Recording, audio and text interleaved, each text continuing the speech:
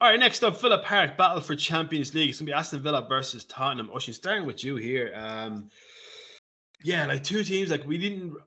I know at the start of the season, I maybe didn't expect Aston Villa to be pushing for this Champions League place. Spurs were obviously at the start of the season they were in that huge run of form, and everyone was like, licking their arse about how good they were. They're going to win the league, the whole lot. So they've kind of fallen off quite a bit, but they're still in the hunt for top four. A couple of points behind Villa. This is going to be a cracking game. Yeah, I think it's going to be a seriously attacking game. I think if Villa like Spurs, it's in their makeup now. It seems that they do nothing but they would just want to attack. They'll play the high line, with having Van der Ven and Adogi in the back line. I think Pedro Porro's back for this. There's pace in that back line. Yeah. Um, I agree with you. I think it's going to be a cracking game. I think it'll be a feisty game because the two teams that are going for it, there's only a few points between them. It's an Yeah. absolute whatever about the term 6 pointer. It's an absolute 6 pointer for this game because if Villa lose this game, in my eyes, they've essentially won top four. But Spurs, like this Spurs team, they just even when they're down, you'll think they're down or out, they might lose one game, but they'll come back and they'll perform for the next, 2, 3, 4. So, Yeah. it's going to be a good game to watch for sure. Yeah. Well, Aaron, on that note, Villa have won the last three Premier League meetings between the two teams. So yeah, they're going to want to make it 4 from 4. Because if they would do win this game against Spurs, it'll be 8 points ahead of them in the race for Champions League, and odds are that they will probably cement it then over the next couple of games because they do have a decent run of games coming up after this. With 5 games left, they could be sitting, maybe there is I think it's in April. Spurs have City, Liverpool, and Arsenal all back to back to back. So, Villa will want to kind of cement their place in Champions League as quickly as possible. This will be a huge step forward if they can win. Yeah, well, look, it's at Villa Park, and we were talking about previously in other episodes that it's a hard place to go and stuff. I know it hasn't been recently, but still, at the same time, no one wants to go there. No one wants to play there because it's tough. And Ollie Watkins, he's absolutely flying. He's probably one of the best strikers. He's the best striker in the league, in my opinion. Yeah. Well, he's more goal involvements than Erling Haaland. So, and he just plays better. He's he has a bit of skills about him, like compared to that other fella. But anyway,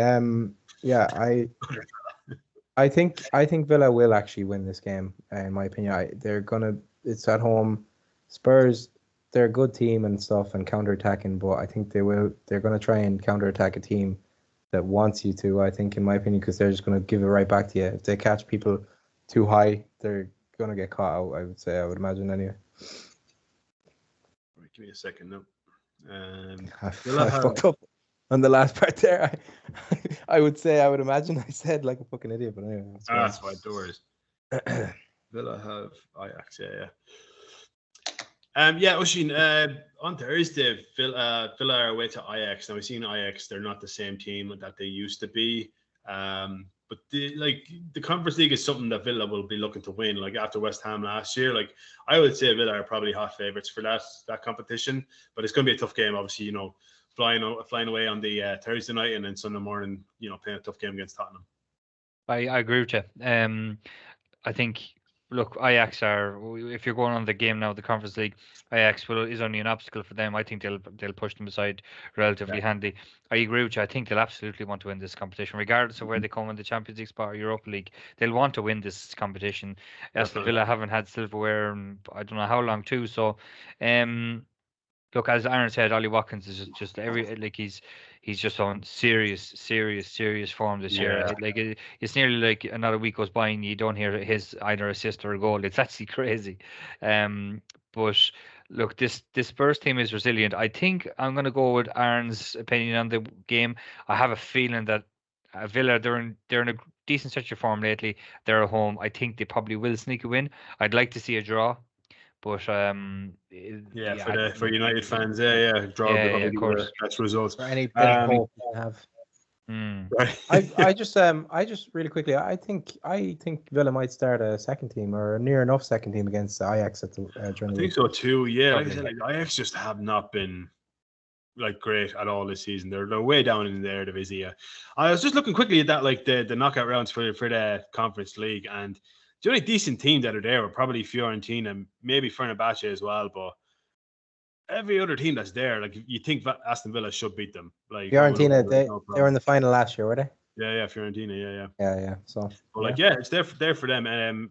I want to bring up as well, because Aaron made the point that we should really talk about, even for 30 seconds, that it's something's looking fairly suspicious in terms of the financial side for Aston Villa. What came out there, you did for yesterday. These, 119 £1 million loss in last year alone. Obviously they did buy a lot of players, but we would have accumulated the fact of the Grealish money that they made. So obviously not all of that was true. None of us know a lot about it yet. The only thing I saw about it is that potentially what might go against Villa is if they don't make a 60 million profit this year, which they will do if they get Champions League, or they could do rather.